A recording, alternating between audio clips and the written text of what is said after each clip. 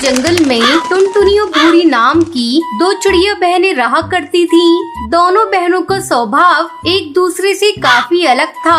भूरी चिड़िया घमंडी और लालची थी, लेकिन टुनटुनी चिड़िया शांत और सबकी मदद करती थी। उनके पिता की मौत हो चुकी थी। एक दिन उनकी माँ टुनटुनी से कहती है, अरे बिटिया, मैंने तेरे लिए रिश्ता देखा है।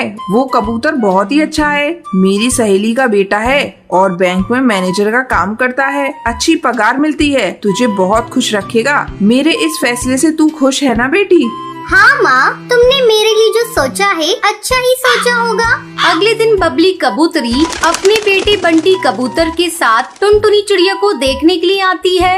टूनी चिड़िया, हमें तुम्हारी बेटी टुनटुनी बहुत पसंद है। बचपन में देखा था, लेकिन शादी ब्याह का मामला है। सोचा अपने बेटे को भी टुनटुनी चिड़िया को दिखा दूं। मेरे बेटे को भी तुम्हारी बेटी पसंद है। कुछ दिनों बाद टुनटुनी चिड़िया और बंटी कबूतर की शादी हो जाती है। समय गुजरने लगता है। एक दिन भूरी अपने कॉलेज से घर आती है और अपनी माँ से कहती है, माँ, मुझे अपने कॉलेज के दोस्त कालू कौवे से प्यार हो गया है और मैं उससे शादी करना चाहती हूँ। अरे करमजली, ये तू क्या बोल रही है? अपनी शादी की बात खुद कर रही है। नासपीटी, तुझे लाज शर्म है कि नहीं? अभी मैं मरी नहीं हूँ, तेरे लिए भी रिश्ता ढूंढ रही थी।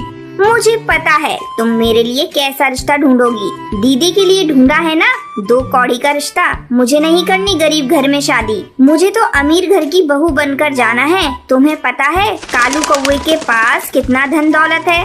उसके पिता की 4 फैक्ट्रियां हैं शहर में और घर तो बिल्कुल महलों जैसा है। उसके घर में कई नौकर चाकर काम करते हैं। मुझे तो कालू कौवे से ही शादी करनी है, चाहे तुम्हारी मर्जी से या तुम्हारे बगैर मर्जी के, मुझे कोई फर्क नहीं पड़ता।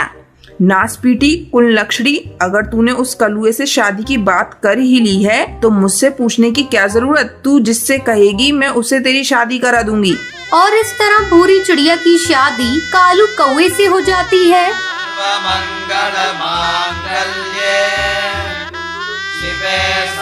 शादी के कुछ दिनों बाद भूरी चिड़िया अपनी बड़ी बहन टुनटुनी चिड़िया से मिलने के लिए उसके घर जाती है।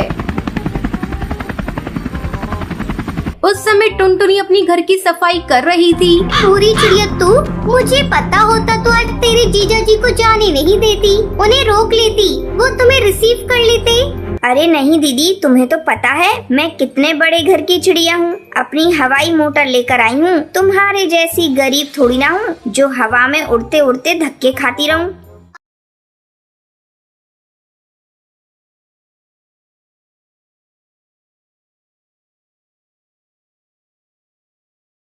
मुझे मार डालोगी क्या? क्या कर रही है भूरी? मेरे पास फ्रिज नहीं है ना, इसलिए मैं तुझे ठंडी कोल्ड ड्रिंक नहीं पिला सकती।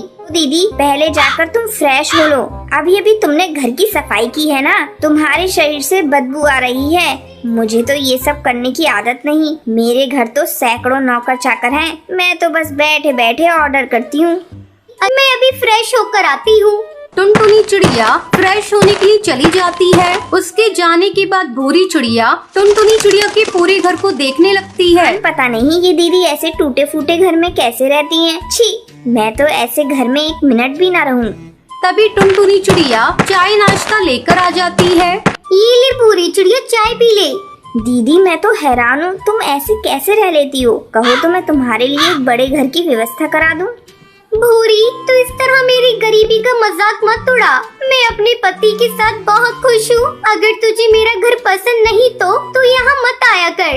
अपनी बहन की ये बातें सुनकर भूरी चिड़िया को अपनी गलती का एहसास होता है। दीदी, मुझे माफ कर दो। मैंने अपने अमीरी के घमंड में आपके दिल को ठेस पहुँचाई है। आज के बाद से मैं किसी को अपनी अमीरी का घमंड नहीं दिखाऊंगी। उसके बाद दोनों बहनें एक दूसरे के गले मिल जाती हैं और खुशी खुशी अपनी अपनी जिंदगी बिताने लगती हैं।